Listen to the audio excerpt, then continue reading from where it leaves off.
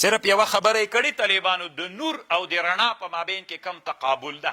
منطقیانو لالاګانو څلور تقابل دي که نه، تقابل د ایجاب و د سلب، د تضاد، د عدم والملکې، د تضایف. نو طالبانو ورونو دلته د نور او د ظلمت په مابین کې کم تقابل ده. د علامه فاضل میرزا جان نه نقل کړی.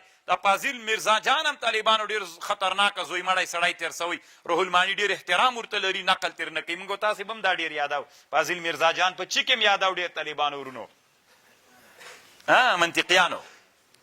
فاضل میرزا جان وایي داسې ویلي دي، حافظ دراز داسې ویلي، طالبانو په یاد به ده که نه، حافظ دراز و فاضل میرزا جان او یو بل هم ډېر یادیږي، ګیسو دراز، قاضي ملک سید یېره د طالبانو ورونو. نو طالبانو ورونو هغه پرېږدو، اوس یې څه کوو، هر یو چې وي. اوس خبره دلته دا ده چې د تیارې او د رڼا په مابین کې تقابل د عدم والملکې ده. محل د عدمي صلاحیت لري د دې چې اتصاف په چا باندې اوسي. نو د دې نه معلومه سوله طالبانو ورونو چې اصل دنیا کې څوک وه؟ تیاره. لکه طالبانو دلته تپه تیاره وه د شپې، دا محل طالبانو محل د عدمي و. دلته څوک و؟ نه رڼا وه. بېګا د شپې دلته څوک و؟ نه رڼا وه. نو محل د عدمي صلاحیت دې لري چې په موصوف پسې په وجودي سي به دلته بېګا څوک وه؟ نه رڼا. دا محل صلاحیت دې لري طالبانو چې رڼا سي. و که نه طالبانو خو همدا عدم والملکه سوه که نه؟ خبر باندې پوه شولې؟ لکه طالبانو ورونو په انسان کې د علم و د جهل عدم والملکه ده که نه؟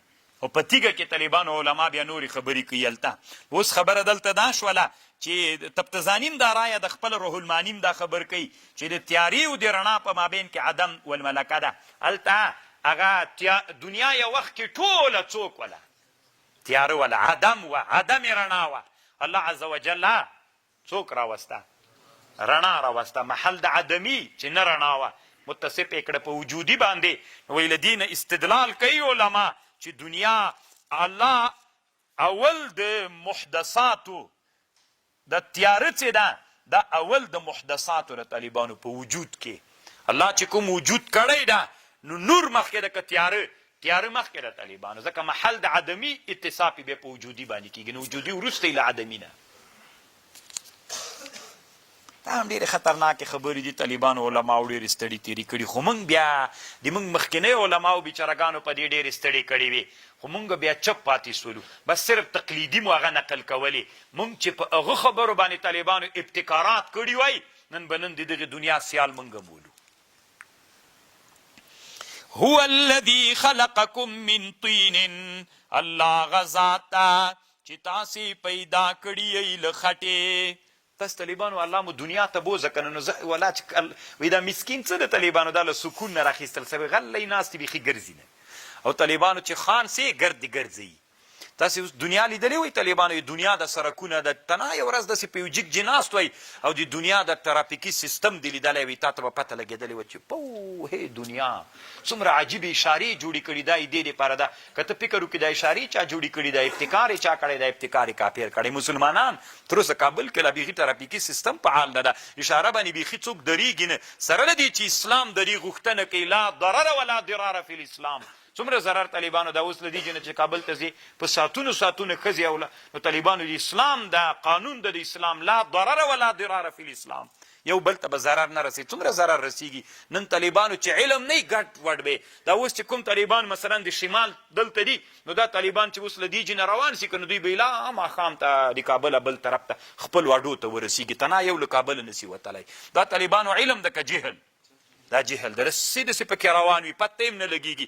او که دا علم ته برابر سي طالبانو ورونو انشاءالله چې ډېر وخت ونیسي چې د کابل ابل صاحب ته رسېږي، یو ساعت هم نه نیسي، اوس 10 ساعت هم نه ولا ډېر وخت وځي ورباندې.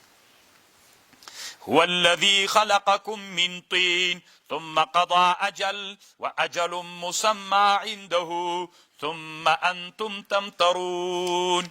هو الذي الله غزاتا خلقكم من طين چې پیدا کړي تاسې له خټې نه ثم قضا اجل بیا تاسې د مرګ دپاره یوه موده ټاکلې و اجل مسمى او د بعث بعد الموت د قبرونو دپاره م یوه موده ثم انتم تمترون بیا تاسې شک کوئ هو الله فی السماوات هو الله فی السماوات الله پاسمانونو کې ده وفي الارض په مځکه کې یعلم سرکم علم لري په پټو په ښکاره دي تاسې ویعلم ما تکسبون او علم لري په غچي تاسې کسب کوئ وما تأتيهم من آية من آيات ربهم إلا كانوا عنها معرضين یعنی تاسو ته چې کوم معجزه راځي له آیتونو د رب نه دوی ترې انکار کوي فقد كذبوا بالحق